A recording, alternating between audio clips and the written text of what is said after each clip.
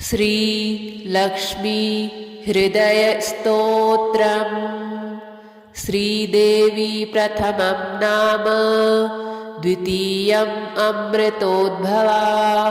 तृतीयं कमला प्रोक्ता, चतुर्थं चन्द्रशोभना, पंचमं विष्णुपत्नी च, षष्ठं श्रीवैष्णवी तथा, सप्तमं तु वरारोहा, अष्टमं हरिवल्लभा, नवमं सारंगिणी प्रोक्ता, दशमं देवदेविका, एकादशं महालक्ष्मीः, द्वादशं लोकसुन्दरी, श्रीः पद्मा कमला मुकुन्दमहिषी, लक्ष्मी त्रिलोकेश्वरी, माक्षीराब्धिसुता विरिञ्चिजननी, विद्या सरोजासना, सर्वाभीष्टफलप्रदेति सततं, नामानि ये द्वादश, प्रातः शुद्धतरः पठयन्त्यभिमतान्, सर्वान् लभन्ते शुभान्, भद्रलक्ष्मीस्तवं नित्यं, पुण्यमेतच्छुभावहम्, काले स्नात्वापि कावेर्यां, जप श्रीवृक्षसन्निधौ, इत्येतत् गोस्पति प्रोक्तम्, लक्ष्मीहृदयमुत्तमम्, तौलौ स्नात्वा तु कावेर्यां, जपेत् श्रीवृक्षसन्निधौ, तौलौ सह्योद्भवातीर्थे, श्रीरङ्गे स्नानमाचरन्, जपेत् तत्कमलास्तोत्रम्, सर्वान् कामान्मवाप्नुयात्, ये यथा मा प्रपद्यन्ते, तास्तथैव भजाम्यहम्, मम वर्तमानुवर्तन्ते, मनुष्याः पार्थ सर्वशः, तेषां सततयुक्तानां, भजतां प्रीतिपूर्वकं, ददामि बुद्धियोगं तं, येन मामुपयान्ति ते, तेषामेवानुकम्पार्थम्, अहमज्ञानजं तमः, नाशयाम्यात्मभावस्थः, ज्ञानदीपेन भास्वता, अस्येषाना त्वमसि जगतः, संश्रयन्ती मुकुन्दं, लक्ष्मीः पद्मा जलधितनया, विष्णुपत्नीन्दिरेति, यन्नामानि श्रुतिपरिपणान्, येवमावर्तयन्तो, नावर्तन्ते दुरितपवन, प्रेरिते जन्मचक्रे। श्रीदेवी प्रथमं नाम, द्वितीयम् अमृतोद्भवा, तृतीयं कमला प्रोक्ता, चतुर्थं चन्द्रशोभना,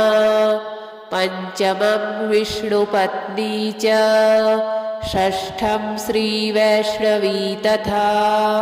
सप्तमं तु वरारोहा, अष्टमं हरिवल्लभा, नवमं सारंगिणी प्रोक्ता, दशमं देवदेविका, एकादशं महालक्ष्मीः, द्वादशं लोकसुन्दरी, श्रीः पद्मा कमला मुकुन्दमहिषी, लक्ष्मी त्रिलोकेश्वरी, माक्षीराब्धिसुता विरिञ्चिजननी, विद्या सरोजासना, सर्वाभीष्टफलप्रदेति सततं, नामानि ये द्वादश, प्रातः शुद्धतरः पठयन्त्यभिमतान्, सर्वान् लभन्ते शुभान्, भद्रलक्ष्मीस्तवं नित्यं,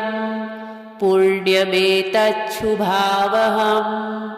काले स्नात्वापि कावेर्यां जप श्रीवृक्षसन्निधौ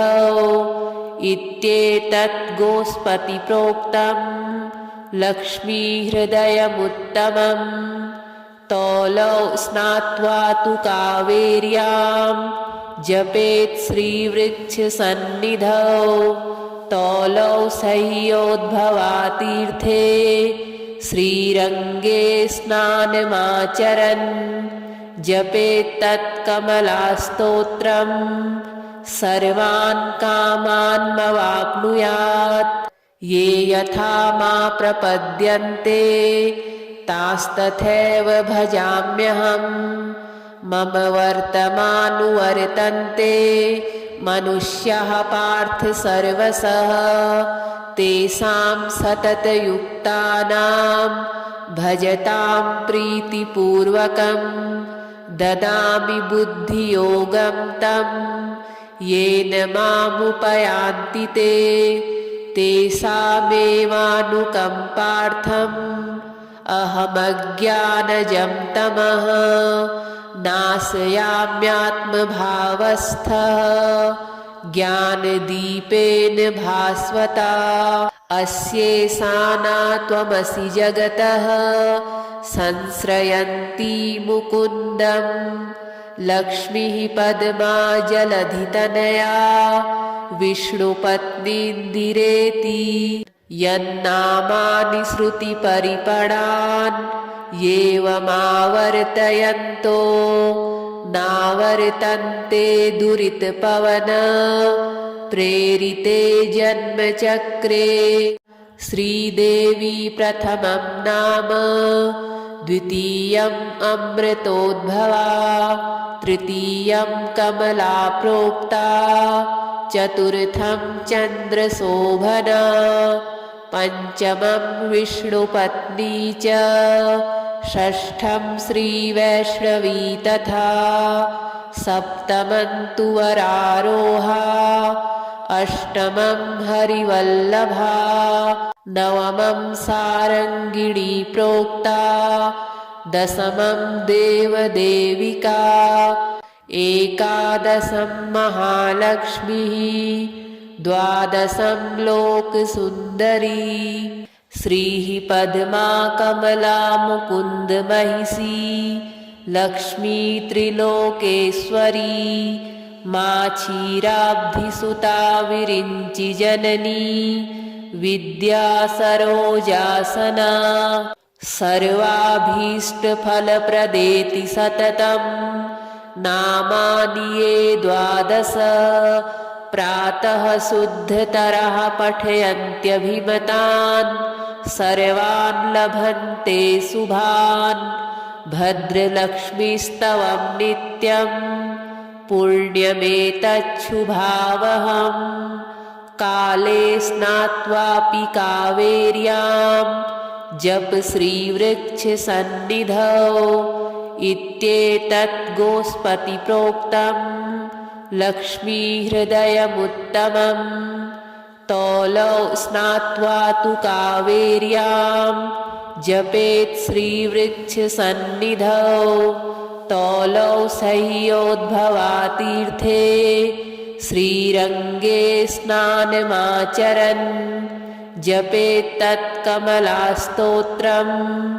सर्वान् कामान्मवाप्नुयात् ये यथा मा प्रपद्यन्ते तास्तथैव भजाम्यहम् मम वर्तमानुवर्तन्ते मनुष्याः पार्थ सर्वशः तेषां सततयुक्तानां भजतां प्रीतिपूर्वकं ददामि बुद्धियोगं तं येन मामुपयान्ति ते तेषामेवानुकम्पार्थम् अहमज्ञानजं तमः नाशयाम्यात्मभावस्थः ज्ञानदीपेन भास्वता अस्येषाना त्वमसि जगतः संश्रयन्ती मुकुन्दं लक्ष्मीः पद्मा जलधितनया विष्णुपत्नीन्दिरेति यन्नामानि श्रुतिपरिपणान् एवमावर्तयन्तो नावर्तन्ते दुरितपवन प्रेरिते जन्मचक्रे श्रीदेवी प्रथमं नाम द्वितीयम् अमृतोद्भवा तृतीयं कमला प्रोक्ता चतुर्थं चन्द्रशोभना पञ्चमं विष्णुपत्नी च षष्ठं श्रीवैष्णवी तथा सप्तमं तु वरारोहा अष्टमं हरिवल्लभा नवमं सारङ्गिणी प्रोक्ता दशमं देवदेविका एकादशं महालक्ष्मीः द्वादशं लोकसुन्दरी श्रीः पद्मा कमला मुकुन्दमहिषी लक्ष्मी त्रिलोकेश्वरी माक्षीराब्धिसुता विरिञ्चिजननी विद्या सरोजासना सर्वाभीष्टफलप्रदेति सततं नामानि ये द्वादश प्रातः शुद्धतरः पठयन्त्यभिमतान् सर्वान् लभन्ते शुभान् भद्रलक्ष्मीस्तवं नित्यं पुण्यमेतच्छुभावहम् काले स्नात्वापि कावेर्यां जप श्रीवृक्षसन्निधौ इत्येतत् गोस्पतिप्रोक्तम् लक्ष्मीहृदयमुत्तमम् तौलौ स्नात्वा तु कावेर्यां जपेत् श्रीवृक्षसन्निधौ तौलौ सह्योद्भवातीर्थे श्रीरङ्गे स्नानमाचरन् जपेत् तत्कमलास्तोत्रम् सर्वान् कामान्मवाप्नुयात् ये यथा मा प्रपद्यन्ते तास्तथैव भजाम्यहम् मम वर्तमानुवर्तन्ते मनुष्याः पार्थ सर्वशः तेषां सततयुक्तानां भजतां प्रीतिपूर्वकं ददामि बुद्धियोगं तं येन मामुपयान्ति ते तेषामेवानुकम्पार्थम् अहमज्ञानजं तमः नाशयाम्यात्मभावस्थः ज्ञानदीपेन भास्वता अस्येषाना त्वमसि जगतः संश्रयन्ती मुकुन्दं लक्ष्मीः पद्मा जलधितनया विष्णुपत्नीन्दिरेति यन्नामानि श्रुतिपरिपणान्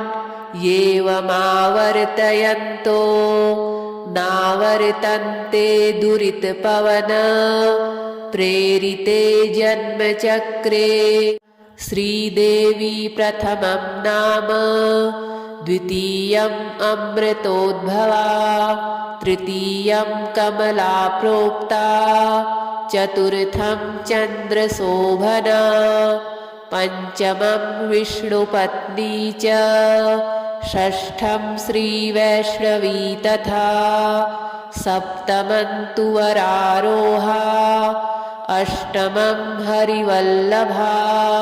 नवमं सारङ्गिणी प्रोक्ता दशमं देवदेविका एकादशं महालक्ष्मीः द्वादशं लोकसुन्दरी श्रीः पद्मा कमला मुकुन्दमहिषी लक्ष्मी त्रिलोकेश्वरी माक्षीराब्धिसुता विरिञ्चिजननी विद्या सरोजासना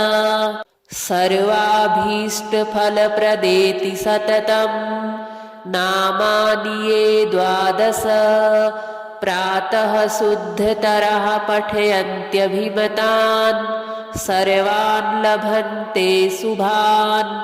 भद्रलक्ष्मीस्तवं नित्यं पुण्यमेतच्छुभावहम् काले स्नात्वापि कावेर्यां जप श्रीवृक्षसन्निधौ इत्येतत् गोस्पति प्रोक्तं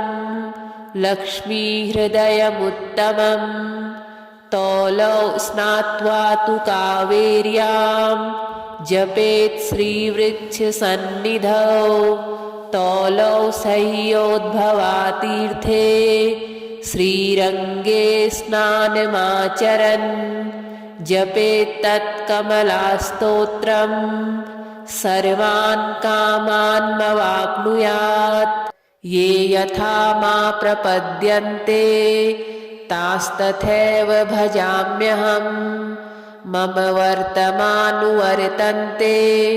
मनुष्याः पार्थ सर्वशः तेषां सततयुक्तानां भजतां प्रीतिपूर्वकं ददामि बुद्धियोगं तं येन मामुपयान्ति ते तेषामेवानुकम्पार्थम् अहमज्ञानजं तमः नाशयाम्यात्मभावस्थः ज्ञानदीपेन भास्वता अस्येषाना त्वमसि जगतः संश्रयन्ती मुकुन्दं लक्ष्मीः पद्मा जलधितनया विष्णुपत्नीन्दिरेति यन्नामानि श्रुतिपरिपणान् एवमावर्तयन्तो नावर्तन्ते दुरितपवन प्रेरिते जन्मचक्रे श्रीदेवी प्रथमं नाम द्वितीयम् अमृतोद्भवा तृतीयं कमला प्रोक्ता चतुर्थं चन्द्रशोभना पञ्चमं विष्णुपत्नी च षष्ठं श्रीवैष्णवी तथा सप्तमं तु वरारोहा अष्टमं हरिवल्लभा नवमं सारङ्गिणी प्रोक्ता दशमं देवदेविका एकादशं महालक्ष्मीः द्वादशं लोकसुन्दरी श्रीः पद्मा कमला मुकुन्द महिषी लक्ष्मी त्रिलोकेश्वरी माक्षीराब्धिसुता विरिञ्चि जननी विद्या सरोजासना सर्वाभीष्टफलप्रदेति सततं नामानि ये द्वादश प्रातः शुद्धतरः पठयन्त्यभिमतान् सर्वान् लभन्ते शुभान् भद्रलक्ष्मीस्तवं नित्यं पुण्यमेतच्छुभावहम् काले स्नात्वापि कावेर्यां जप श्रीवृक्षसन्निधौ इत्येतत् गोस्पति प्रोक्तं लक्ष्मीहृदयमुत्तमम् तौलौ स्नात्वा तु कावेर्यां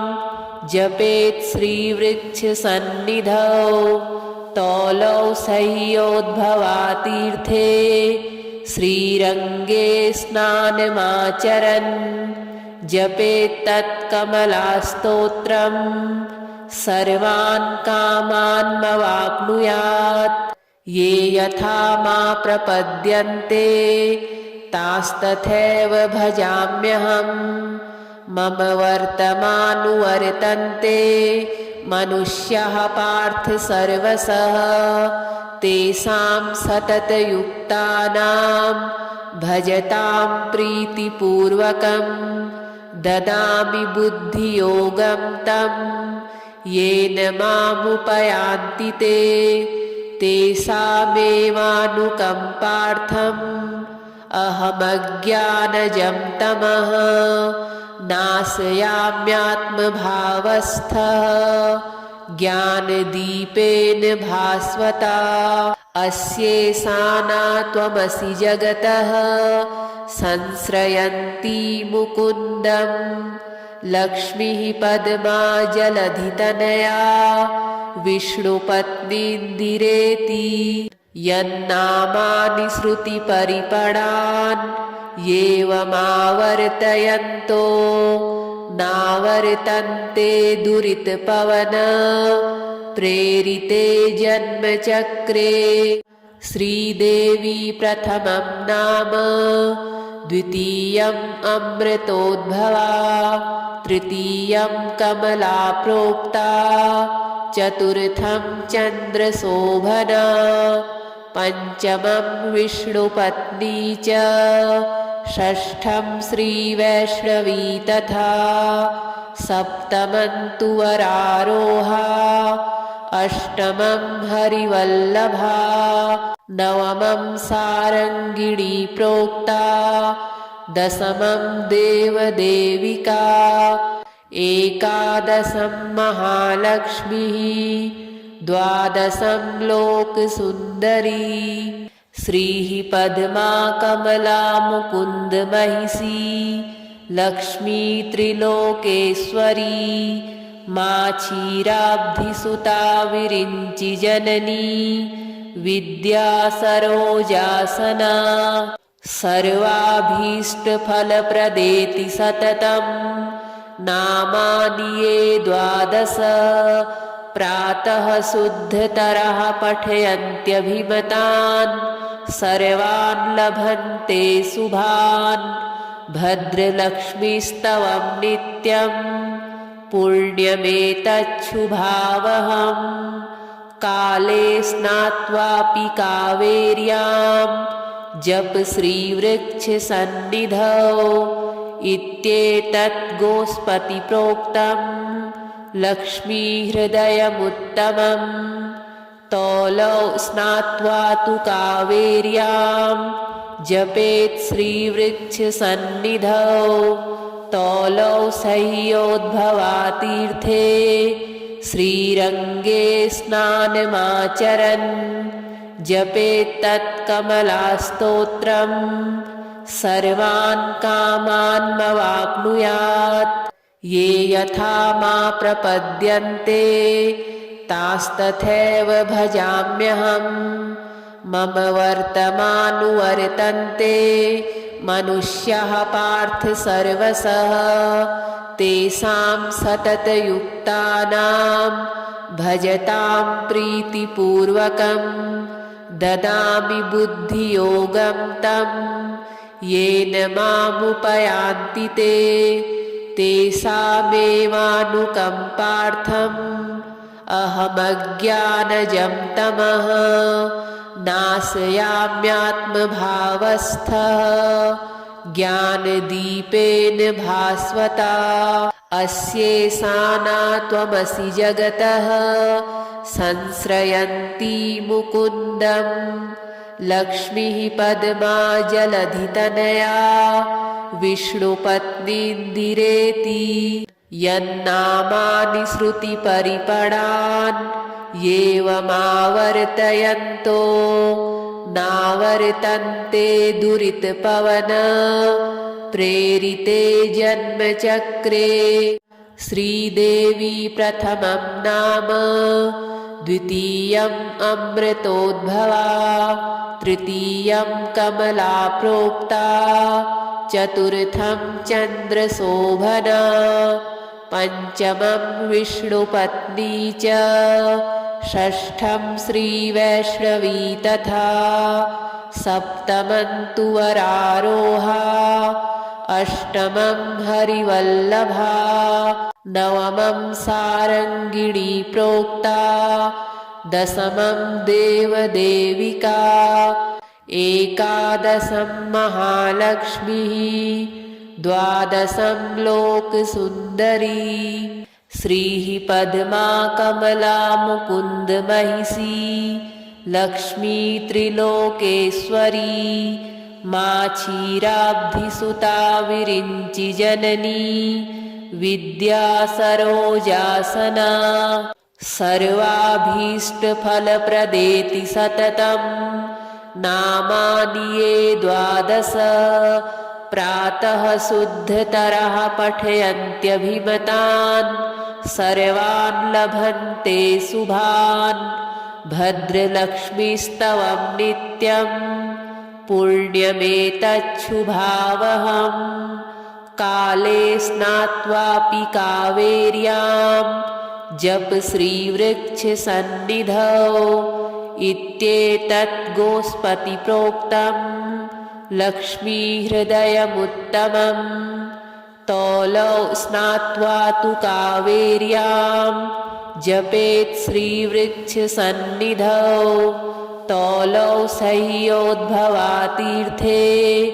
श्रीरङ्गे स्नानमाचरन् जपेत् तत्कमलास्तोत्रम् सर्वान् कामान्मवाप्नुयात् ये यथा मा प्रपद्यन्ते तास्तथैव भजाम्यहम् मम वर्तमानुवर्तन्ते मनुष्याः पार्थ सर्वशः तेषां सततयुक्तानां भजतां प्रीतिपूर्वकं ददामि बुद्धियोगं तं येन मामुपयान्ति ते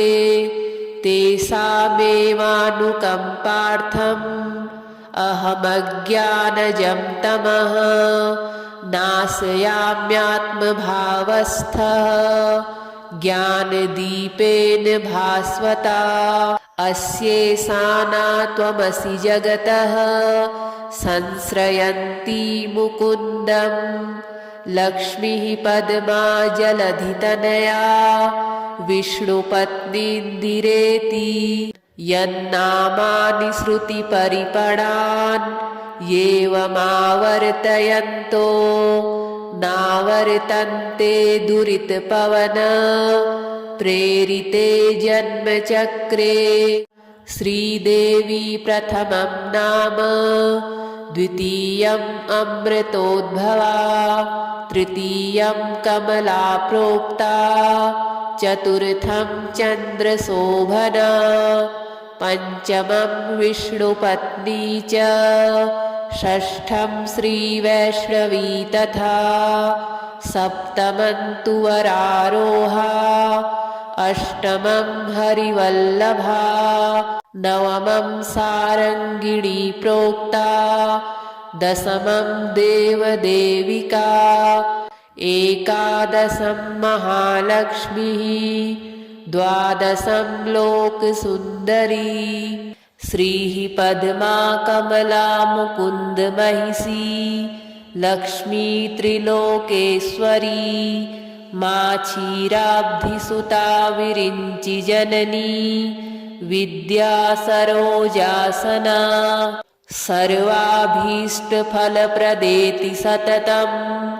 नामानि ये 12 प्रातः शुद्धतरः पठयन्त्यभिमतान् सर्वान् लभन्ते शुभान् भद्रलक्ष्मीस्तवं नित्यं पुण्यमेतच्छुभावहम् काले स्नात्वापि कावेर्यां जप श्रीवृक्षसन्निधौ इत्येतत् गोस्पति प्रोक्तं लक्ष्मीहृदयमुत्तमम् तौलौ स्नात्वा तु कावेर्यां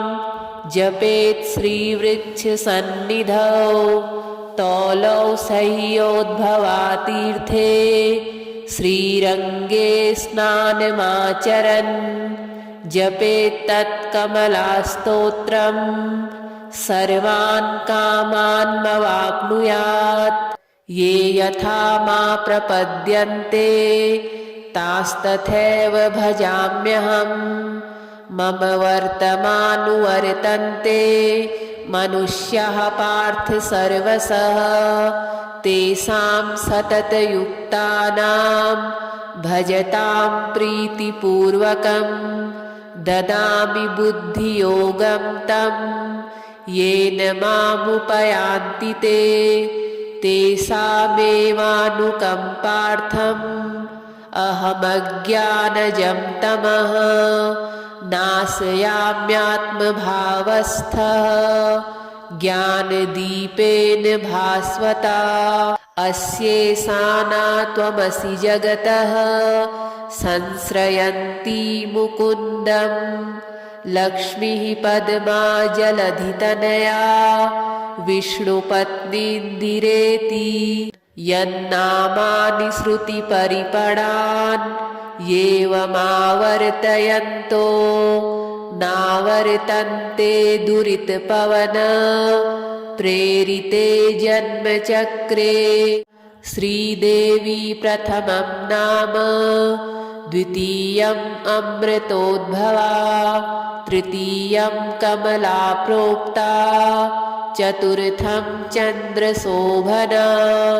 पंचमं विष्णुपत्नी च षष्ठं श्रीवैष्णवी तथा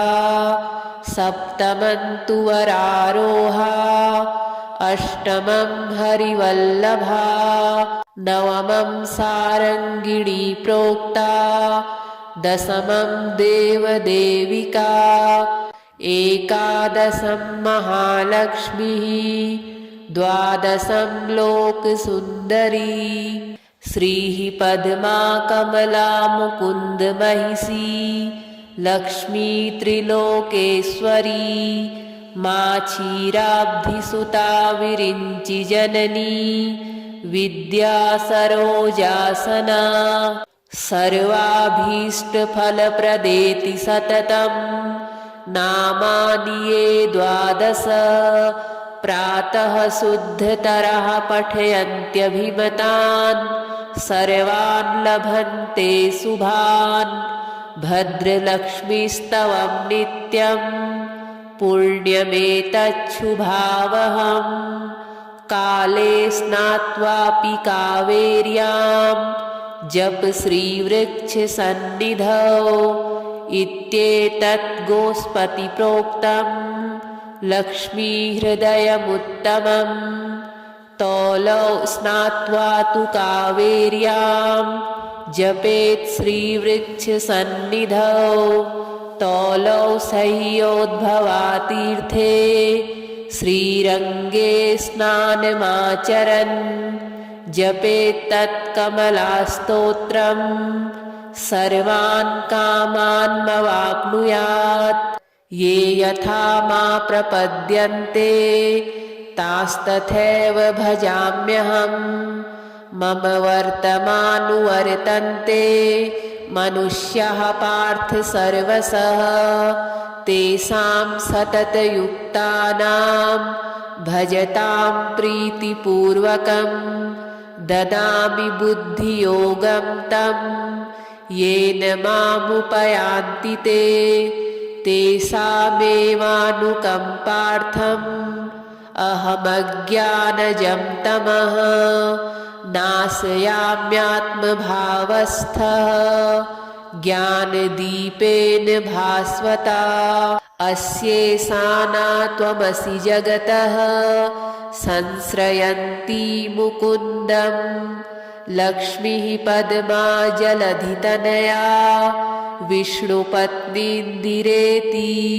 यन्नामानि श्रुतिपरिपणान्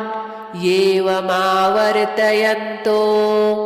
नावर्तन्ते दुरितपवन प्रेरिते जन्मचक्रे। श्रीदेवी प्रथमं नाम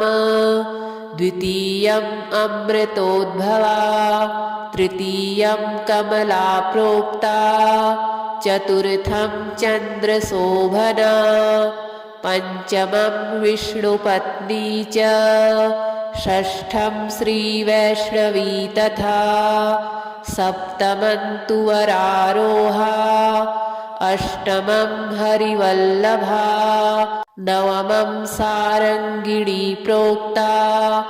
दशमं देवदेविका एकादशं महालक्ष्मीः द्वादशं लोकसुन्दरी श्रीः पद्मा कमला मुकुन्द महिषी लक्ष्मी त्रिलोकेश्वरी माक्षीराब्धिसुता विरिञ्चिजननी विद्या सरोजासना सर्वाभीष्टफलप्रदेति सततं नामानि ये 12 प्रातः शुद्धतरः पठयन्त्यभिमतान् सर्वान् लभन्ते शुभान् भद्रलक्ष्मीस्तवं नित्यं पुण्यमेतच्छुभावहम् काले स्नात्वापि कावेर्यां जप श्रीवृक्षसन्निधौ इत्येतत् गोस्पतिप्रोक्तं लक्ष्मीहृदयमुत्तमं तौलौ स्नात्वा तु कावेर्यां जपेत् श्रीवृक्षसन्निधौ